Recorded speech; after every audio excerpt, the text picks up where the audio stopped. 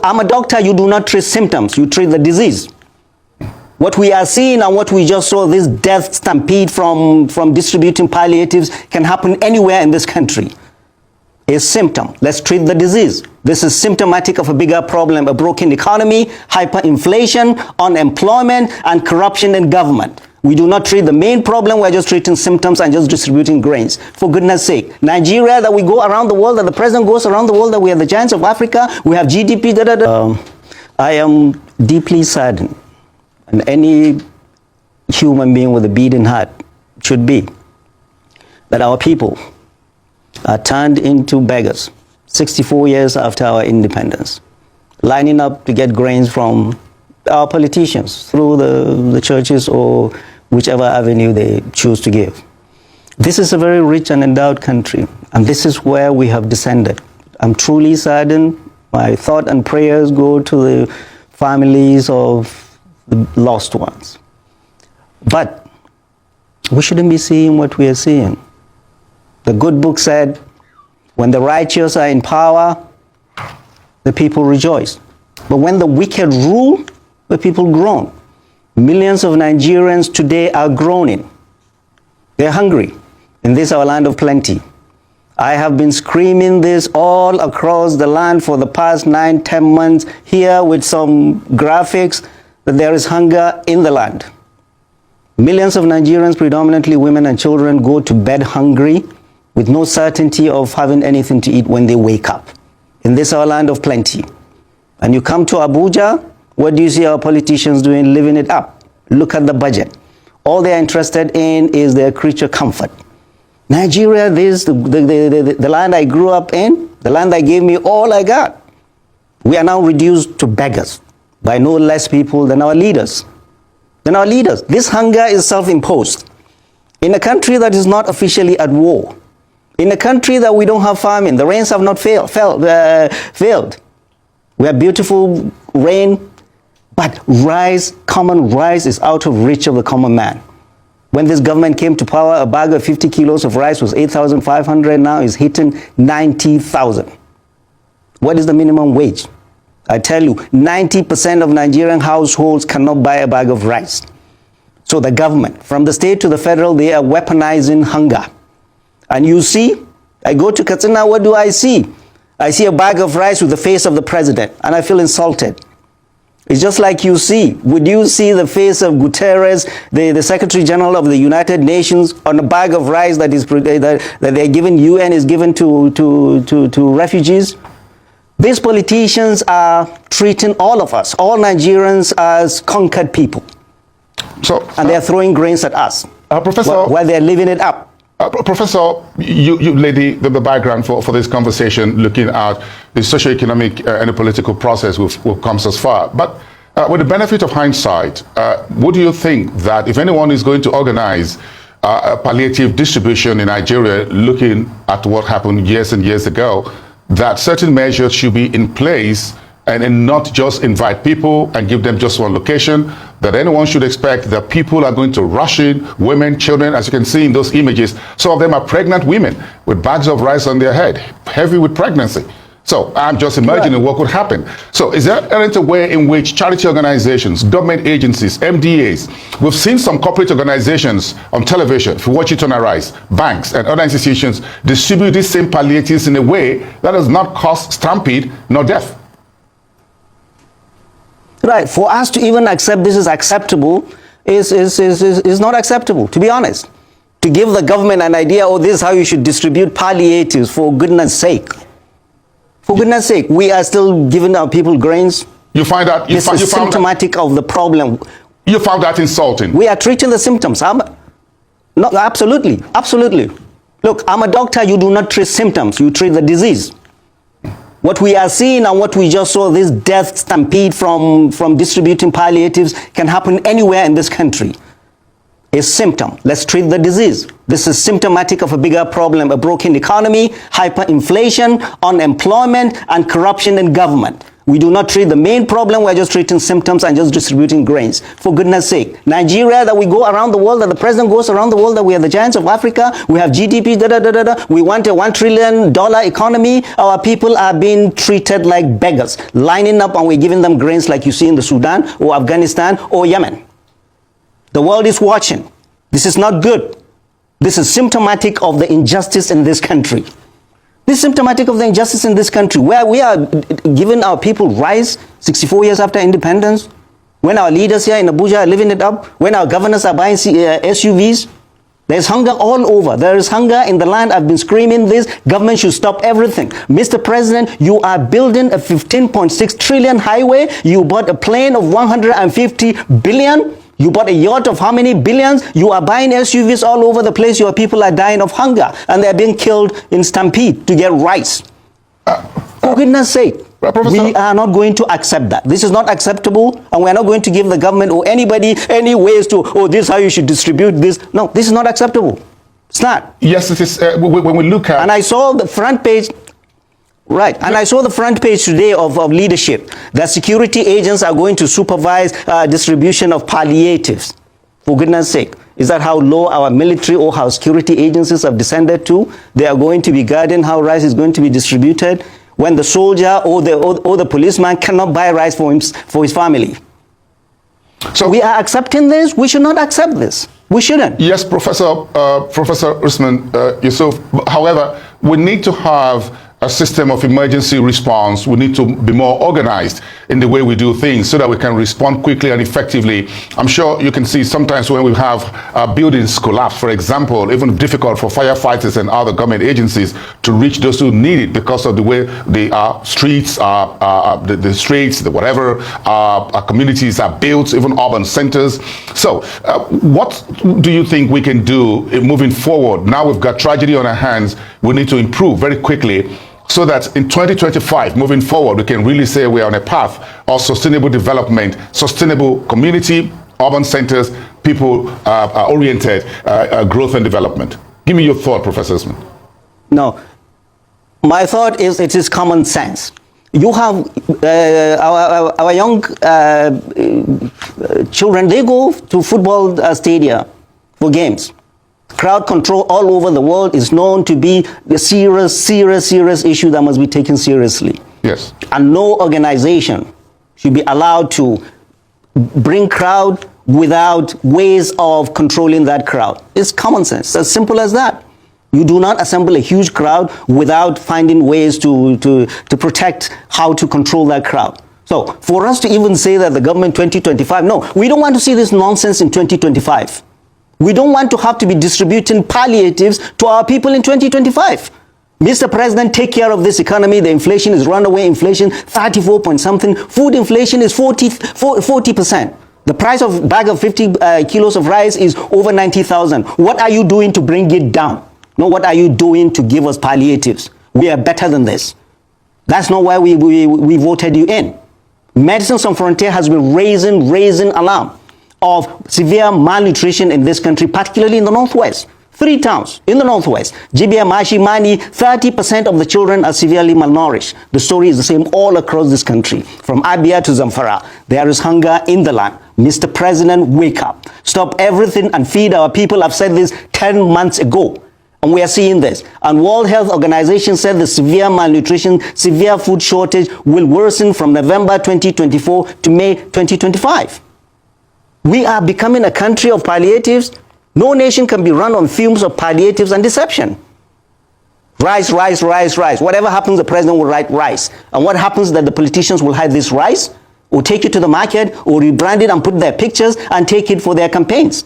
Now they are bringing it out for Christmas, and they wait in March to bring it out for Ramadan, and then they wait to bring it out for their campaigns. For goodness sake, what kind of leaders do we have? If we as citizens cannot hold them responsible and think it is okay for them to be doing this when our people are getting hungry, they are buying SUVs of 170, 180 million. What kind of human beings are? Mr. President, if your advisors are not telling you the truth, There is hunger in the land. Our people are dying of hunger, predominantly women and children, all across this country. And all this expensive governance you are doing is contributing to this. High corruption, inflation is out of control. Your economic team are not able to control inflation. We cannot continue with palliatives into 2025. What are you doing? You're doing nothing. Look at the budget. Oh, the military takes a big budget. Is the military going to fight hunger in this country? Hunger is a national security emergency. I've said it again and again. Buying Tucano jets or guns or tanks will not fight hunger. And no military, no police can quell the anger of a hungry citizenry. And this is what we are seeing. We've been raising our voices. And I call on our clerics of both faiths. God Almighty has given you the pulpit to speak the truth. The truth is there is hunger in the land. And you should speak the truth because God Almighty will ask you, did you do that? Our leaders do not listen to us. So they're just living a life of deception when our people are dying of hunger. Women and children, predominantly women and children, the aged and the poor, they are the ones who bear the brunt of these misguided economic policies, World Bank engineered policies. They are the ones that are bringing us all of this. So for us to say anything else is deceiving ourselves. We're deceiving ourselves. Mr. President, your policies are causing death in this country, and you need to review that. End of story. Professor Usman Yusuf, many of these victims were reportedly children, and I'm sure you have your thoughts on the demographic characteristics of these victims. We'll talk about women and children, we saw some of them. But again, the short and long-term psychological impacts of the stampede on the victims or their families and the wider community, what do you think about that moving forward? Right. Our people are already traumatized all across this country. Our people are walking like zombies. People are hungry. People do not have anything to eat. Out-of-school children increasing exponentially. Many children that went to tertiary institutions are not going back. If you don't correct the primary problem, we're just going round and round and round and round. It's the failed economic policies of this country, of this president, of this government that is causing this. And it's going to worsen. We've been raising our voices for the president and his advisors to hear because they are not telling him the truth. They are saying all is well. All is not well. Hunger is a national security emergency that this government is taking for granted. All countries in the world, serious democracies know that. That is why the cost of food is very low. That's why there's no tax on food. But here we are. Hunger has been imposed on us by this government. You're overtaxing us. And there is no light at the end of the tunnel for people. And you're asking us to be patient, to be patient, to be patient. I'm a doctor. I write a prescription. Patient is having a problem. You revise that prescription. Mr. President, whatever prescription you got from the World Bank is killing our people. And you need to go to them to tweak this policy. It's not working. It's killing our people. Hyperinflation has eaten into the wealth of our people. People cannot buy food. People are hungry. People are dying. World Health Organization and Medicine Sans Frontières have been raising the alarm, and we have been doing the same. I've been here before with graphics showing the president, showing the world. But there is hunger in the land, as we would see in the Sudan, in Darfur, or Yemen. In this our land of plenty, where you see trillions budgeted for this nonsense, that nonsense, this nonsense. We are saying this because the anger of hungry citizenry cannot be contained by any military. Mr. President, wake up, tweak your policies. It's not working. People are dying. It's a time for Christmas, and I am very, very saddened about the loss of this lives, predominantly women and children that we just saw.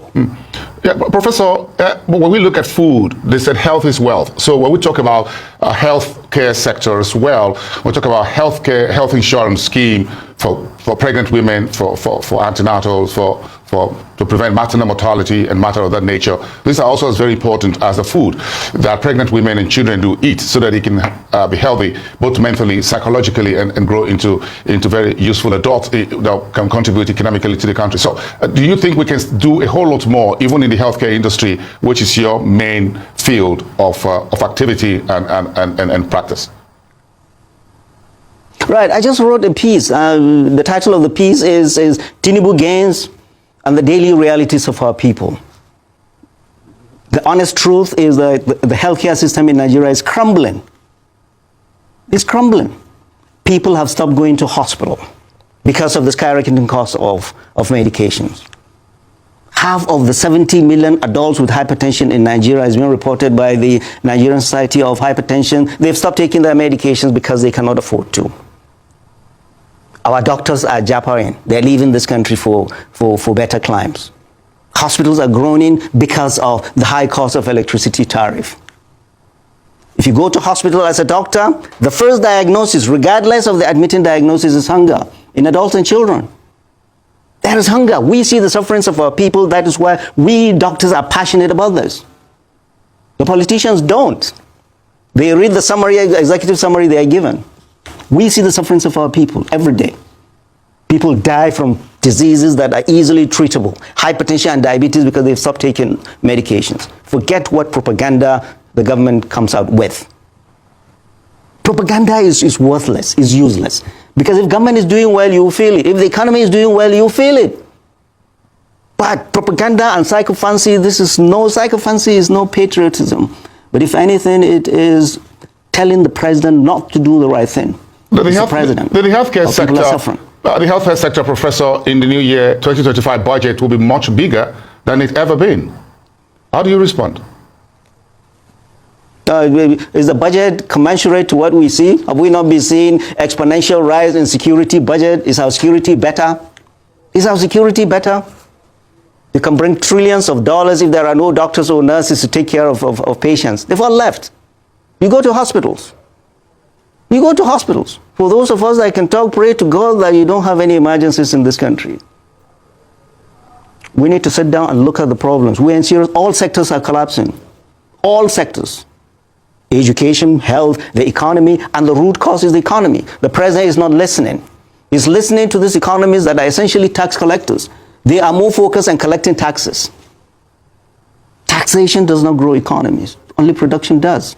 People are dying. Whatever policy you have, you must tweak it. People are suffering. The president and his team don't seem to be connected to the daily realities of our people. And that is the daily realities of our people. People are hungry, lined up, and lost their lives for a bag of rice. So I'm going to ask for your thoughts, Professor, and with due respect to your profession, everything you have done and grown up in this country, and give your profession and everything to people and the service of this country. How do you think we can fix food production? Because when you look at the disaster in Ibadan, 35 children at a school, charity distribution of basic food items in Abuja, in Anambra State, and you said these are some perhaps what folks can grow behind the backyard. They can grow this in schools. And I remember public schools in those days. Every Wednesday was devoted to agriculture. Every Wednesdays when we were in secondary school in those days, so you come with your cutlasses and hoes to school. Every Wednesdays, schools have farms. Some of them do agriculture, livestock production. Do you think we can still do some of these things so that we can grow food at the basic level of the bottom of the pyramid, so that we don't send our children and women to early graves because we're distributing palliatives at all levels? I mean, right. So agriculture, you hear the president say, we're going to buy whatever number of tractors, we are going to release seeds, we are going to do this. All this is smoke of deception. The biggest food basket is up here in the north. People are not going to the farm because of insecurity. So you don't take care of insecurity, and that's why you see the production of food stuff has come down. Even after they produce, they have no access to their products. They are levied by bandits. If you don't take care of insecurity, if you don't fix the economy, if you don't reduce corruption, if you don't reduce the cost of governance, we will just be deceiving ourselves and going round and round and round and talking big grammar in Abuja. We feel this when we go back home, and we see the level of poverty in our people. This is the realities of our people, not the propaganda in Abuja. Oh, GDP is this. You cannot lie about the economy. The inflation is going all the way up since this president came. Food inflation is going up. The currency is going up. You can tweak it, whatever you want, but the reality is this. You cannot mess with the economy. You cannot spin the economy. You cannot spin security. These are realities of our people. Our people are hungry. They cannot go to farm.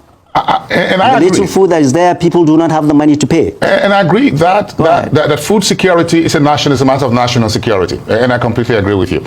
And I'm thinking how we can bring back some very easy, low-hanging fruit solutions that can help families, communities produce food maybe not at the scale in which the bandits or whoever will have an eye on them, but we need to do something out of the box. We need to think outside the box in a manner of speaking. I'm trying to harvest your thought, Professor, what you think we can do at every level. Right. Good. And honestly, people are being creative. This is the beauty of Nigerians. Nigerians are creative. People are finding ways to feed themselves. People are trying to do some gardening, but there is so much you can do to make any impact, even to feed your family, especially in places, big cities like Abuja, where it's all concrete. You don't have much space to do that. Back home in the villages, I mean, I wish I can go back home to my village and get out of this Abuja thing. The price of tomato is 100 naira here, it's 10 naira there, or 1 naira there. Life is in the villages. But for us in the north, the villages have been evacuated because of lack of security. Banditry, this is the 10th year. Boko Haram, this is the 15th year. And then there are a new band of idiots called Lakurawas. So security agencies take care of our security, Mr. President. Bring down inflation, reduce the cost of governance, and reduce corruption in government. Otherwise, we'll just be going round and round and round and round. But it is heartbreaking to see our people lining up and losing their lives because of a bag of rice. In a country of plenty like Nigeria, we go around the world boasting that we are the giants of Africa, and our people are dying from lining up. The world is watching, lining up to get grains. 64 years after independence. We didn't see this during Buhari. We didn't see this during Jonathan. We didn't see this during Eradua or Obasanjo. So it is you. This is this thing on your neck, Mr. President. It is during your time that we are seeing this severe malnutrition in Nigeria. It is during your time that people lined up for rice and they died. Yeah, Professor Osman Yusuf. Anybody taking responsibility? Professor Osman Yusuf, it's been really tough on Nigerians. It's been quite a long time, and I'm sure we all, our heart and mind goes to the families of those who lost their loved ones in the stampedes of the recent days, as we've seen situations in the past. Because I'm sure you remember at times in the past when some government agencies were given employment and people, young ones, were climbing windows, and quite a lot of people got. So, you see, that is it. You heard this man, Professor. He has been speaking loud. I know a lot of people will say, what did you guys do? What did you do when Buhari was in power? Did you speak like this? What did you do? Did you do anything? Did you criticize Tinubu, this, that, Buhari, then this, that, this, that? Buhari was bad, but it was not this bad. Tinubu is the baddest. Yes, I know the Northerners, they have their own for body, but this man has been speaking. The Northerners, they have their own for body. They get everything, what it takes to change this country, but they say they are far from realities. Truth be told, these people, the Northerners, are the one who pull Nigeria into this problem, because all the president we had in this country, majority of these presidents are from the North. If they could not change for good how many years, now they are not blaming all the problems their own leaders, presidents failed. They are not blaming it to Tinubu in 1 year. I know Tinubu has failed. These people too, they failed, because all the money this government, the money the leaders have stolen in this country, 80% of those money are from in the north, the northern people, the northern politicians. 80% stolen money in Nigeria are in the hands of northerners. Yes, they are there. 80-90% of stolen money in this country, they are in the hands of northerners. In the name of, they are the president, they are the ministers, they are the this, they are that. All the position, all the big position, you find the northerners there. It gives them opportunity to store money. Yeah, they are complaining. You know what even annoying? Now they are complaining. They will be complaining. You guys will complain forever till heaven comes. Come. You will now cry tired because now don't feel. Now fail this generation. Now fail the previous generation. This generation now failed. Now fail. Yes, that's why now they complain and cry here and there, taking them now reject this bill when Tinubu they introduce this and this and that, because now don't feel no responsibility. And now they complain. They know the annoying won't be say. If these people stole this money, now these people have what it takes to change Northerners, the northern state. They have what it takes to change it, to make that country, those states be like abroad. They don't want to do. They don't want to do. You see, now all the money they stole, like I said, 80% or 90% of the money belongs to them. Okay, you see, when I not believe South is others. Use the money, develop your state. Use the money, develop your state. Use the money, build hospitals, go schools for your children, your people to attend. They not do all those things. Yeah, their children, they have the richest person in this Nigeria are from the north. The poorest person in this country are from the north. Can you imagine? The numbers of out-of-school children are from the north. They are all from the north. The president, how many presidents we ever had in this country, majority of those presidents are from the north. Vice president, they say. Ministers, count all the ministers we have in this country. You count in the north. They have them all. All the boss, army, military, all of them from the north. What you now want? Una safe. Una not get sense. Una not get sense. Because I don't failed. Anyways, share this video, please. This is my channel. Subscribe to this YouTube channel. Be your guy. Run out for me now. Subscribe.